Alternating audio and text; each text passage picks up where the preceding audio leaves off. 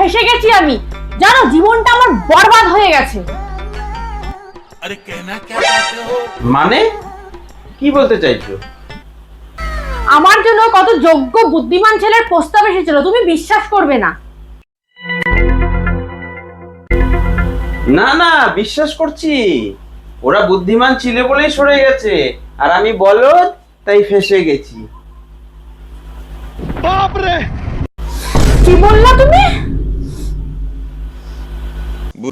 বুঝবা না। না না, আমি বললাম যে তোমার বয়ফ্রেন্ডরা বুদ্ধিমান ছিল আর আমি বলদ, তুমি এটাই বললাম। আমি তো নিজেকে বলদ বললাম, তুমি খুশি হয়েছো না? ও তুমি বলদ? হ্যাঁ হ্যাঁ, এটা তুমি একদম ঠিক বলেছো।